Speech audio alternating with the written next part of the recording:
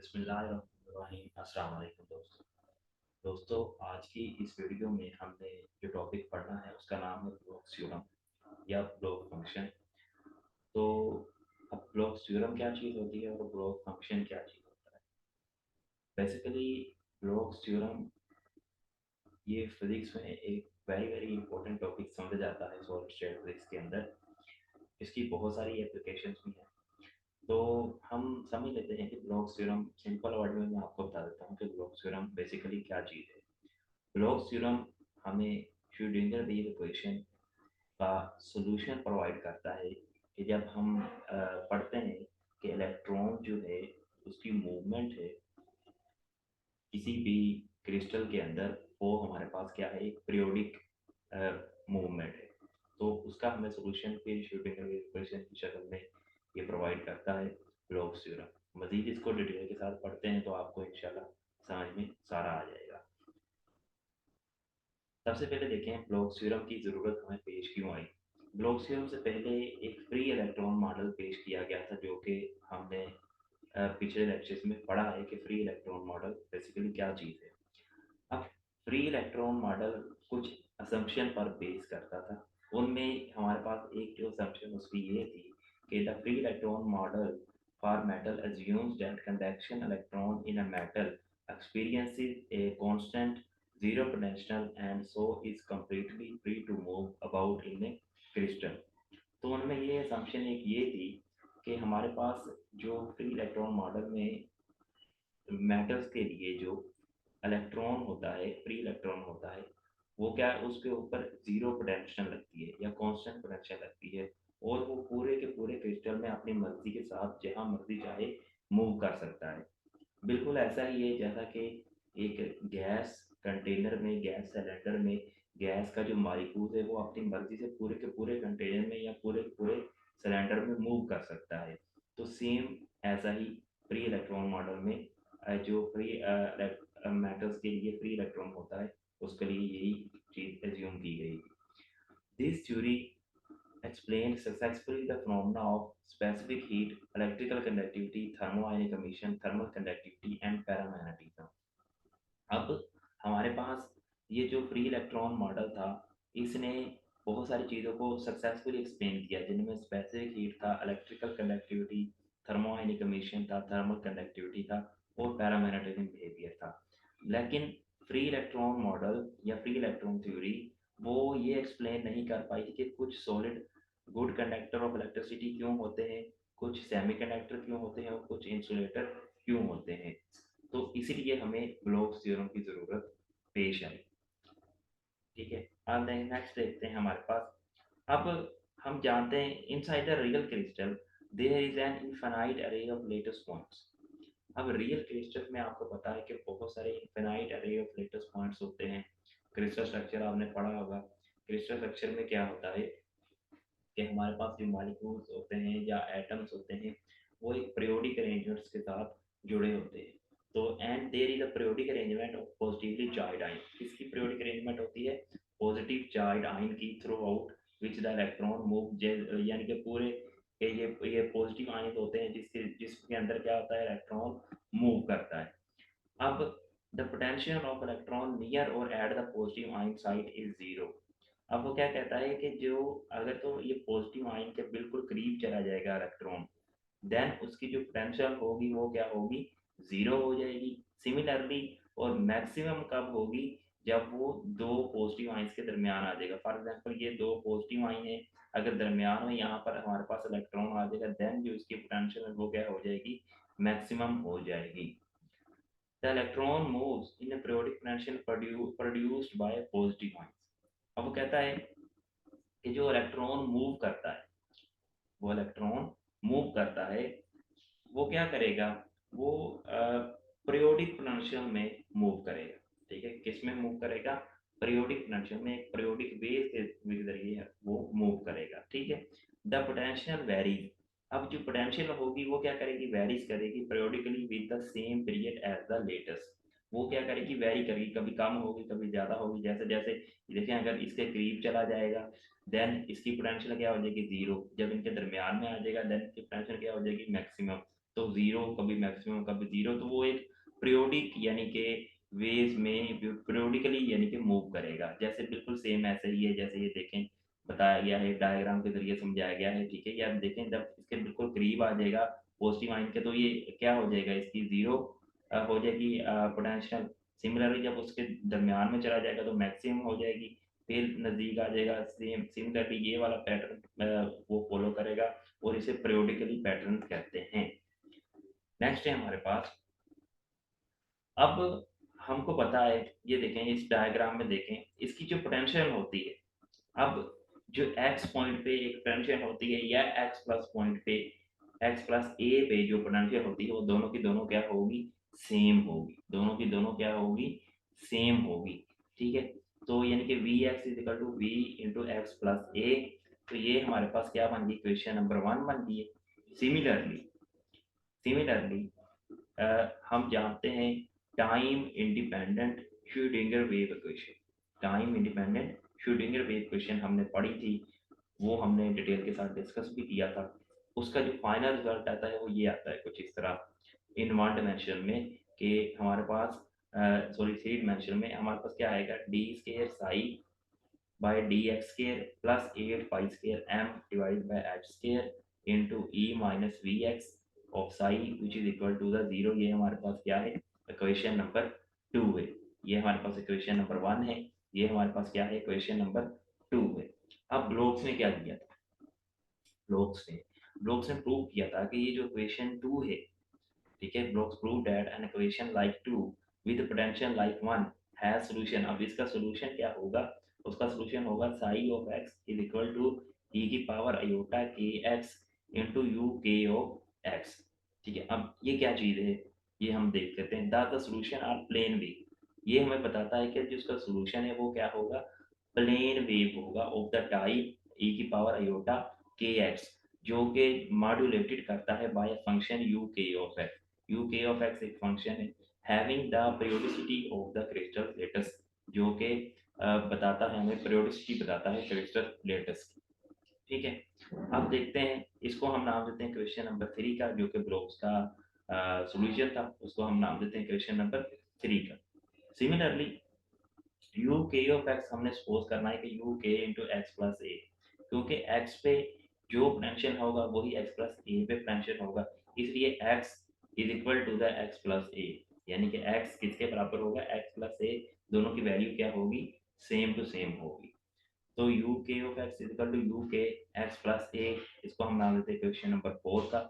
Similarly अगर हम in three dimension equation 3 and 4, अगर हम ये वन डिमेंशन में लिखी हुई है क्योंकि एक्स आ रहा है, देखिए आपको पता है कि थ्री डिमेंशन में एक्स भी आता है, वाई भी आता है, जी भी आता है। तो अगर हम इनको थ्री डिमेंशनल में लिखना होगा क्वेश्चन 3 और क्वेश्चन 4 को, तो हम कैसे लिखेंगे, एक्स की जगह पे अब क्या आ जाएगा, हमारे पास आर वेक्टर आ जाएगा, एक्स की जगह पे हमारे पास क्या आ जाएगा, आर वेक्टर आ जाएगा। तो इक्वेशन 3 देखें कैसे लिखी जाएगी, ये इक्वेशन 3 है, साई ऑफ एक्स था, यहाँ पे क्या आ जाएगा, साई ऑफ आर वेक्टर।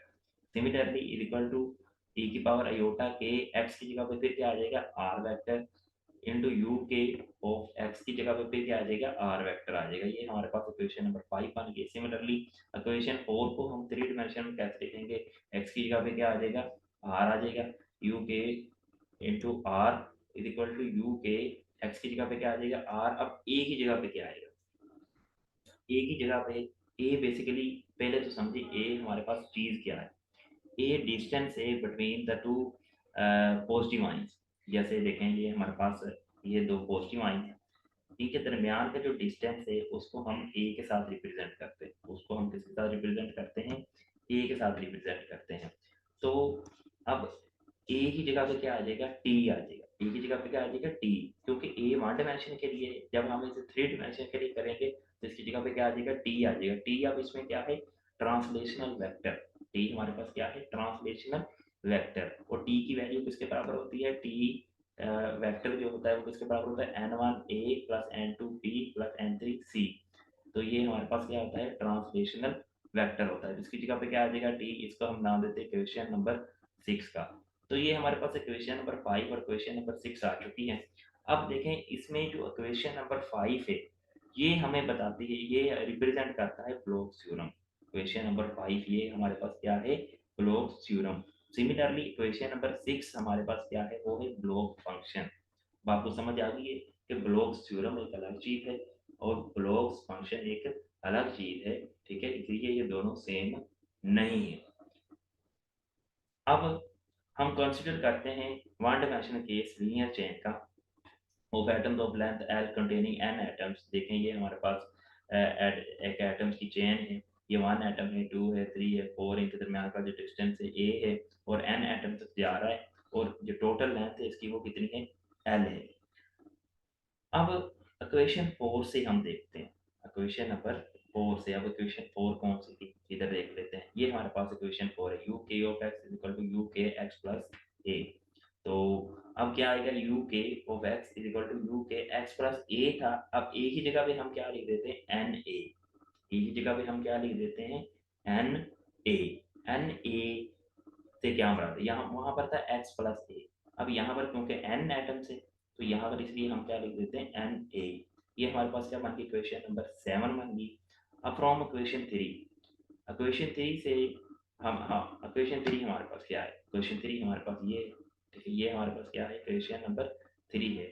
तो इक्वेशन 3, अब हम जानते हैं कि एक्स की वैल्यू क्या है, एक्स प्लस एन ए, यानी कि एक्स की जगह पे अब हमने क्या पुट करना है, एक्स प्लस एन ए। अब इक्वेशन नंबर 3 में पुट करेंगे साई, एक्स की जगह पे क्या आ जाएगा, x plus N A is equal to E की पावर अयोटा के, एक्स की जगह पे फिर क्या आ जाएगा, x plus N A into you के एक्स प्लस एन ए। इसको हम नाम देते हैं क्वेश्चन नंबर 8 का। इसको हमने क्या नाम दिया, क्वेश्चन नंबर 8 का हमने क्वेश्चन नंबर 3 को मॉडिफाइड किया, यानी कि एक्स की जगह पे आपने क्या कर देना है, एक्स प्लस एन ए, यानी कि आप इसकी जो टोटल लेंथ होगी वो कितनी होगी, एक्स प्लस एन ए हो जाएगी। सिमिलरली अब देखें, ये जो चीज़ है u k into x plus N a, ये किसके बराबर है, यू के ऑफ एक्स, हमने क्वेश्चन नंबर 7 में पढ़ा था। इसकी जगह पे ये वैल्यूज पुट करें, इसकी जगह पे क्या आ जाएगा, यू के ऑफ एक्स आ जाएगा। अब इसको अलग अलग करके लिख दिया है, ई की पावर अयोटा के एक्स अलग लिख दिया है और ई की पावर अयोटा के एन ए हमने क्या लिख दिया है, अलग लिख दिया है, ठीक है। देखें psi x plus N A किसके बराबर आ गया, ई की power iota K X dot E की पावर अयोटा के एन ए इंटू यू के ऑफ एक्स हमारे पास आ जाएगा। अब हमारे पास psi x plus N A, अब देखें ई की पावर अयोटा के एन ए, इसको अलग लिख दिया है। अब ये जो चीज़ है ई की power iota K X dot U के ऑफ एक्स, ये किसके बराबर है, ये साई ऑफ एक्स के बराबर है। ये किसके बराबर है, ये साई ऑफ एक्स के बराबर है। ये किससे हमने लिया, क्वेश्चन नंबर 3 से हमने लिया, साई ऑफ एक्स किसके बराबर है, ई की power iota K X into you के ऑफ एक्स, ठीक है। तो इसकी जगह पे हम क्या लिख देते हैं, साई ऑफ एक्स, इसको हम नाम देते हैं क्वेश्चन नंबर 9 का। इसको हमने क्या नाम दिया है, क्वेश्चन नंबर 9 का। देन अब इक्वेशन 9 से हमें ये पता चलता है कि, देखें इक्वेशन नंबर 9 से हमें पता चलता है कि साई एक्स और psi x plus N a ये इक्वल नहीं है, ये अलग अलग है, ठीक है, क्योंकि इसमें ये वाली टर्म एक्स्ट्रा आ रही है ई की पावर अयोटा के एन ए। तो देखें अब from equation 9 it is clear that psi x plus N a equal to psi of x is only, कब होगा, जब ई की पावर अयोटा के एक्स किसके बराबर होगी, 1 के बराबर होगी। अब ई की पावर अयोटा के एक्स 1 के बराबर कब होगी, ई की पावर अयोटा के एन ए, वो ई की जब वो किसके बराबर होगी, ई की पावर अयोटा 2 पाई एन के बराबर होगी। अब ऐसा क्यों, इधर से हम देखते हैं कि ई की power iota theta is equal to किसके बराबर होता है, cos theta plus iota sine theta. अब देखें ई की पावर, अगर हम थीटा की जगह पे 2 पाई एन पुट करें, थीटा की जगह पे क्या पुट करें, 2 पाई एन, तो यहाँ पे कोस थीटा की जगह पे क्या आ जाएगा, कोस 2 पाई एन प्लस ये अयोटा साथ वैसे ही आ जाएगा, साइन थीटा की जगह पे फिर क्या आ जाएगा, 2 पाई एन। अब साइन 2 पाई एन किसके बराबर होता है, 0 के, जबकि कोस 2 पाई एन 1 के बराबर होता है। तो ये इसीलिए ये किसके बराबर आ जाएगा, 1, यहाँ पे 1 लिखना है। ई की पावर अयोटा 2 पाई एन किसके बराबर आ जाएगा, 1 के बराबर आ जाएगा। तो यहाँ पर ये इसलिए ये 1 के बराबर आ जाता है। तो यहाँ पर देखें ई की पावर अयोटा और ई की पावर अयोटा सेम है, ये कैंसिल आउट हो जाएंगे। पीछे कह रहा है जैसे k N a which is equal to 2 pi n, किसके बराबर आ जाएगा, के एन ए 2 पाई एन, यहाँ से के की वैल्यू निकालें 2 pi N over capital N A, यहाँ से आप एन ए किसके बराबर होता है, एन ए बराबर होता है एल के, ये कहाँ से आया, ये देखें मैंने बताया था कि जब इसकी जो टोटल लेंथ है वो किसके बराबर होगी, एन ए के, यानी कि इस ए को मल्टीप्लाई करते जाएंगे जितने भी होंगे एन तक, तो ये टोटल लेंथ किसके बराबर आ जाएगी, एन ए के। तो यहाँ से हमारे पास क्या आ जाएगा, के की वैल्यू क्या आ जाएगी, 2 पाई एन ओवर एल। ठीक है, अब देखते हैं आगे। अब इक्वेशन 9 को अगर हम थ्री डिमेंशन में लिखना चाहें, इक्वेशन 9 क्या चीज़ है, ये हमारे पास इक्वेशन 9 है, psi of x plus N a equal to eta k N a psi of x. ये हमारे पास क्या है, इक्वेशन नंबर 9 है। अब हमने इक्वेशन नंबर 9 को थ्री डिमेंशन में लिखना है, तो इसको कैसे लिखेंगे, साई, अब यहाँ पर था एक्स, एक्स की जगह पे क्या आ जाएगा, आर वेक्टर, प्लस ए की जगह पे क्या आ जाएगा, टी वेक्टर। टी मैंने आपको बताया है, टी क्या है, यहाँ पर हमारे पास ट्रांसलेशनल वेक्टर है। टी हमारे पास क्या है, translational vector is equal to psi of x था।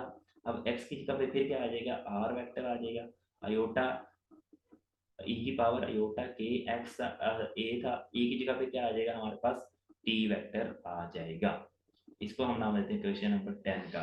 अब हमने क्या किया है, क्वेश्चन नंबर 10 का हमने कॉम्प्लेक्स कॉन्जुगेट कॉन्जुगेट कर लिया है। कॉम्प्लेक्स कॉन्जुगेट क्या होगा, देखें, साई की जगह पे क्या आ जाएगा, साई स्टीरिक आ जाएगा, आर प्लस टी वेक्टर वैसे का वैसे ही आएगा इक्वल टू साई की जगह पे फिर क्या आ जाएगा, साई स्टीरिक, आर वेक्टर वैसे का वैसे, और ई की पावर में देखें अयोटा वाली टर्म्स यूज की है, साइन उसका क्या हो जाता है, चेंज हो जाता है, मैं यानी कि प्लस अयोटा आप क्या आ जाएगा, माइनस अयोटा के टी, ये हमारे पास क्या आ जाएगा, क्वेश्चन नंबर 11 आ जाएगी। अब हमने क्या करना है, सिंपली क्वेश्चन 10 और 11 को एक दूसरे के साथ क्या करना है, मल्टीप्लाई करना है। मल्टीप्लाई करते वक्त आपने एक बात का क्या रखना है कि राइट हैंड के साथ मल्टीप्लाई होगी, जबकि लेफ्ट हैंड साइड के साथ मल्टीप्लाई होगी। एक और चीज़ आपने इसमें ख्याल रखना है कि इक्वेशन नंबर 11 को आपने फर्स्ट में लिखना है। इक्वेशन नंबर 11 को आपने फर्स्ट में लिखना है। देखें, ये psi asterisk r plus t, फिर ये वाला साई आर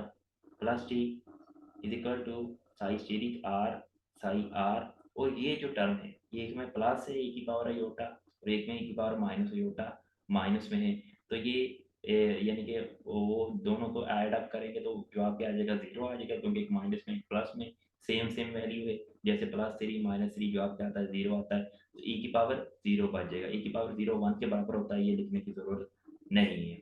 तो ये हमारे पास रिजल्ट आ जाएगा जब हम इसको आपस में मल्टीप्लाई करेंगे। ठीक है, अब इससे हमें ये पता चलता है कि probability of finding the electron at r plus t vector वो किसके बराबर होता है, probability of finding the electron at r vector, यानी कि r प्लस टी किसके बराबर होता है, r वेक्टर के।